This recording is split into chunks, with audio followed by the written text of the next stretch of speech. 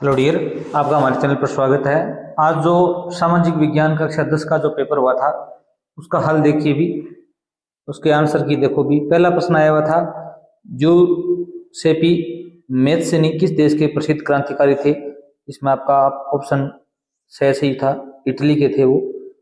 2 number प्रश्न आया हुआ था, द्वितीय विश्व युद्ध में निम्न में से कौन सा राष्ट्र ध्रुवीय शक्तियों में सम्मिलित नहीं था। इसमें आपका ब्रिटेन ऑप्शन होगा। ये सारी ध्रुवीय शक्तियां थी, ये मित्र राष्ट्र था ब्रिटेन।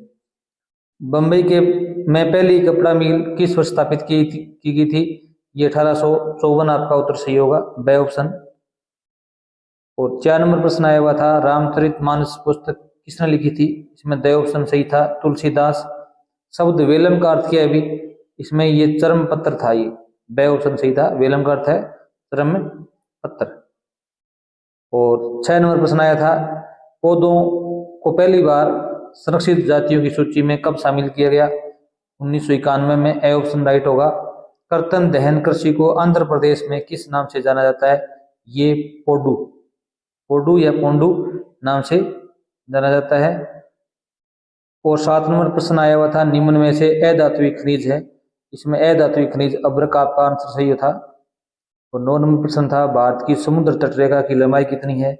इसमें द नंबर ऑप्शन सही था, 7516.6 किलोमीटर। और 10 नंबर प्रश्न था, निम्न में से किस देश की सीमा बेल्जियम से लगती है। इसमें फ्रांस आपका ऑप्शन क्या था भी, राइट था। और 11 नंबर प्रश्न था, भारत में सर्वाधिक कौन सी भाषा बोली जाती है भी। इसमें हिंदी है, ये लगभग 43.63% व्यक्ति हिंदी भाषा बोलते हैं। और 12 नंबर प्रश्न था, भारतीय संविधान में पुलिस किस सूची के अंतर्गत आता है। इसमें ये राज्य सूची में आता है। और 13 नंबर प्रश्न था, निम्न में से कौन सा दल राष्ट्रीय जनतांत्रिक गठबंधन का हिस्सा है। इसमें Indian national Congress, B option आपका राइट था। और 14 नंबर प्रश्न है, निम्न में से कौन राजनीतिक दलों को मान्यता प्रदान करता है। इसमें चुनाव आयोग आपका ऑप्शन सही होगा।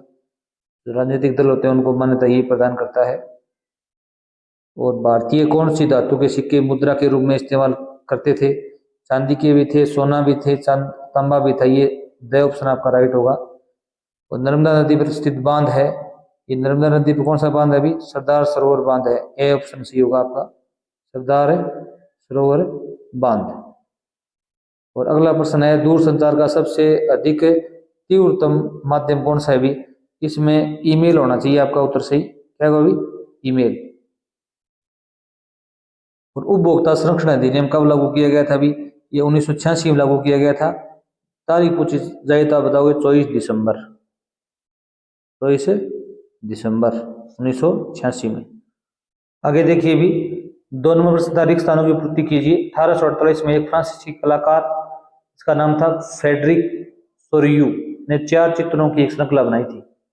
इसमें आपका रिक्त स्थान में आपको ये भरना था। आगे देखो भी, मान हीराकुंड बांध है वो किस नदी पर स्थित है भी। ये महानदी पर स्थित है। किस नदी पर है भी, महानदी पर स्थित है। अगला प्रश्न था, भूदान आंदोलन किसके द्वारा आरंभ किया गया था भी। आचार्य विनोबा भावे द्वारा 1951 में। आचार्य विनोबा भावे 1951। श्रीलंका में सिंहली भाषा भाषी अधिकांश लोग किस धर्म के हैं भी। इसमें थेरवाद बौद्ध धर्म आएगा आपका आंसर, क्या आएगा भी, थेरवाद बौद्ध धर्म के अधिकतर लोग हैं। और क्षेत्र को कृषि व संबंधित क्षेत्र भी कहा जाता है। इसमें प्राथमिक क्षेत्र का आएगा, क्या आएगा भी, प्राथमिक क्षेत्र। विदेशी व्यापार का एक बड़ा हिस्सा बहुराष्ट्रीय कंपनी द्वारा नियंत्रित है। यहाँ पर आपको विदेशी व्यापार भरना था। 3 नंबर प्रश्न है, इसमें देखो भी, पहला प्रश्न आया था, ब्रिटेन वुड्स सम्मेलन किस देश में आयोजित हुआ भी। ये संयुक्त राज्य अमेरिका, यूएसए में हुआ था। न्यू हैम्पशायर राज्य में ब्रिटेन वुड्स, ये 44 देशों का सम्मेलन था। ये अंतर्राष्ट्रीय मौद्रिक व्यवस्था द्वितीय विश्व युद्ध के बाद में उसमें कुछ परिवर्तन करने के लिए लागू किया गया था। आपको उत्तर लिखना था यूएसए। वर्नाक्यूलर प्रेस एक्ट से आप क्या समझते हैं। इसका दूसरा नाम है देसी प्रेस अधिनियम। वो गैंगिंग एक्ट भी कहते हैं। क्या कहते हैं भी? गैंगिंग एक्ट भी कहते हैं। 1878 में ब्रिटिश सरकार द्वारा भारतीय भाषाओं के प्रेस पर नियंत्रण स्थापित करने के लिए इसे पारित किया गया था। अच्छा प्रश्न है, कई बार एग्जाम में पूछा जाता है, कंपटीशन एग्जाम में। 3 नंबर प्रश्न आया था, गुलामगिरी नामक पुस्तक किसने लिखी थी भी? महात्मा ज्योतिराव फुले ने लिखी थी ये किताब गुलामगिरी। और स्मॉल इज ब्यूटीफुल पुस्तक की जांच कीजिए। ये पुस्तक है E.F. शुमाकर द्वारा लिखी गई है। E.F. शुमाकर द्वारा लिखी गई है। इसमें आर्थिक या मौद्रिक नीति के बारे में कुछ जानकारी दी गई है। अपने क्षेत्र में चिपको आंदोलन को लागू कीजिए, अर्थात आपको क्या बताने भी? पेड़ बचाने हैं। इसकी बता सकते थे आप, शुरुआत 1972 में हुई थी उत्तराखंड के गढ़वाल क्षेत्र के चमोली जिले के रैनी गांव से। हम भी क्या करें भी? पेड़ों को बचाएं।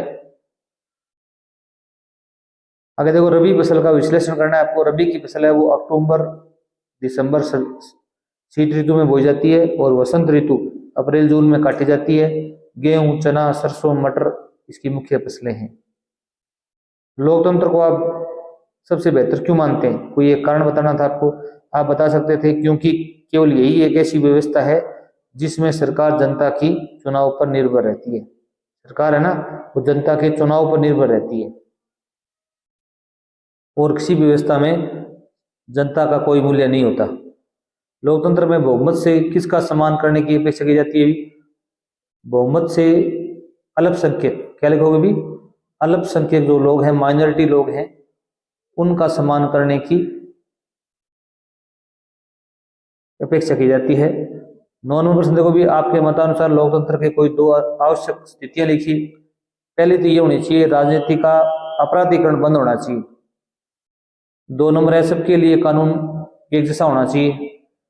3 नंबर है, जाति और धर्म आधारित कानून निरस्त होना चाहिए। जाति और धर्म आधारित जितने भी कानून है उनको निरस्त करो।